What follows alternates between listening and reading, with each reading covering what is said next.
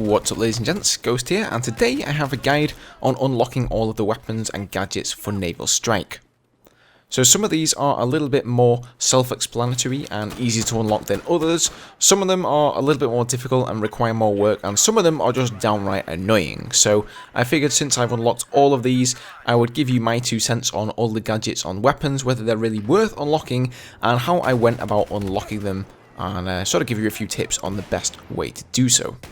So starting things off with the AR-160, which is the name of the new assault rifle. For this one, you're going to need 3 assault rifle ribbons and 20 headshots with assault rifles. So pretty much pop on domination, go on team deathmatch, go on squad deathmatch, any of those game types, something close quartery, Operation Clusterfuck, or Operation Locker, Metro, whatever the hell you like.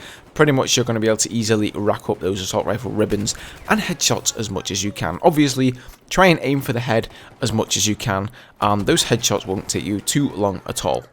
Now, as for the weapon itself, I have to say that it's not really one of my favourites. For me personally, it has a little bit of a slow rate of fire coming in at 700. I gravitate towards assault rifles with a little bit higher than that, so sort of the 750 to 800 range. Things like the M416, the L85A2, and the Ace-23 are really the lowest rate of fire that I go for. But if you're somebody who likes the slightly lower rate of fire assault rifles with crazy accuracy at range, then this one might be right up your street.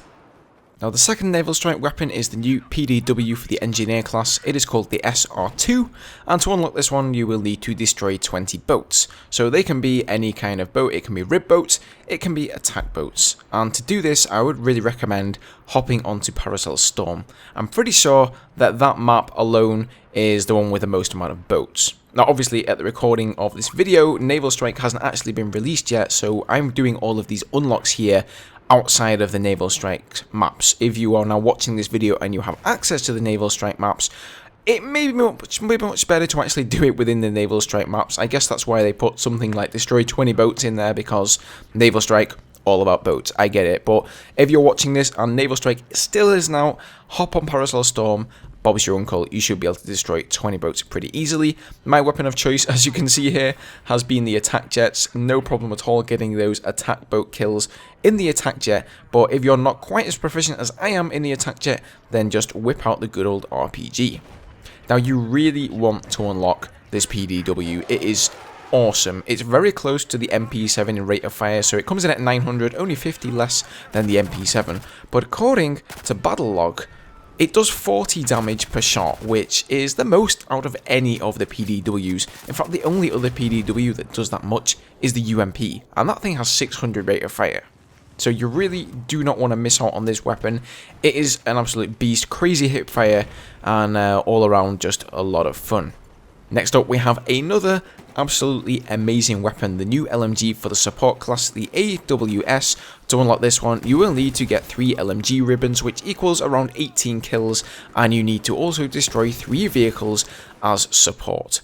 So you hopefully have to have your C4 unlocked. If you haven't been playing much support, this is actually the last and final gadget unlock that you will get for support. So get racking up the points there for support, unlock your C4, and get to work on some map with a lot of vehicles on it. You shouldn't take too long to get those C4 kills, and then get some LMG ribbons there, and Bobby's your uncle, unlock the AWS. You will not be disappointed. This thing has actually received a little bit of a nerf to its side-to-side recoil, simply because it was too good. It seriously feels like an assault rifle, only you have 100 rounds in the magazine, 800 rate of fire, so a very, very solid LMG.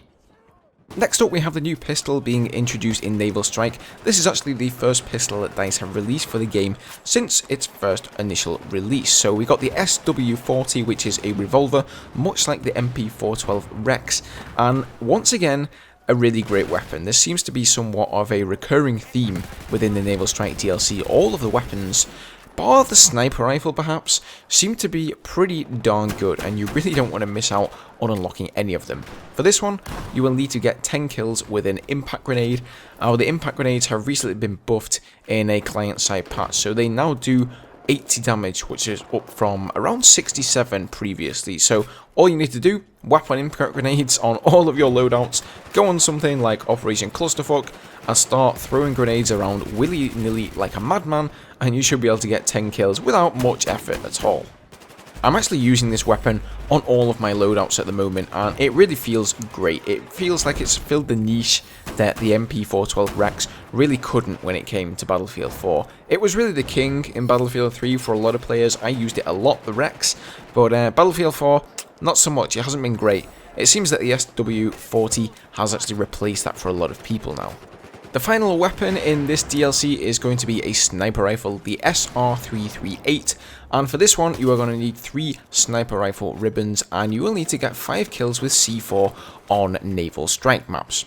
Now, as I mentioned previously in the video, we cannot currently unlock this one because those C4 kills do need to be on the Naval Strike maps themselves, so this is currently the only thing within Naval Strike that we're all really waiting to unlock. We can still play around with it in unranked servers, but it shouldn't be too difficult to get those kills. You can use the support class, you can use the recon class if you like, anything that has C4, get 5 kills, and Bob's your uncle, a few sniper ribbons, and you will unlock this one.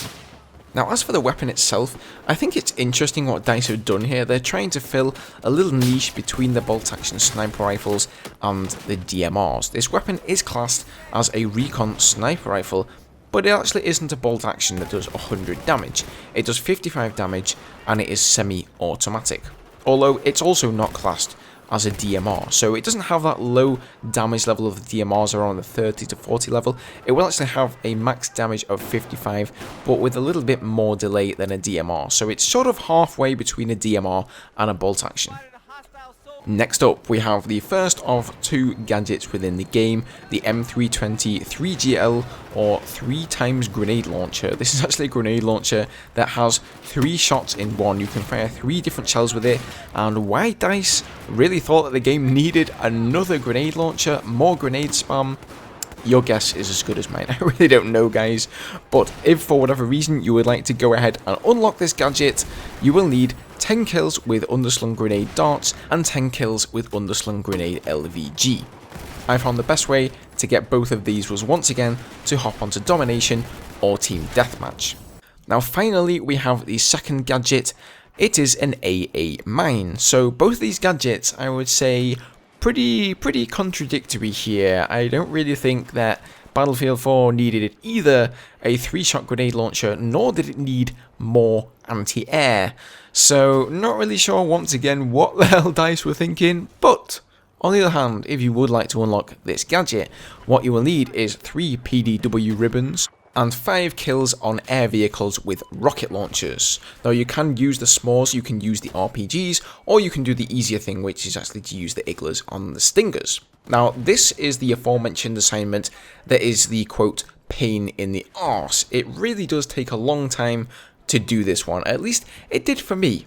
First of all, if you decide to go down the route of using the s'mores or the RPGs, let's face it, you're not really going to be getting 5 heli kills or jet kills with those kind of hard to use rocket launchers in one match. It's going to take you a lot of matches to finally get those 5 kills. Probably the easier thing to do is to slap on the Igla and the Stinger and do it that way instead.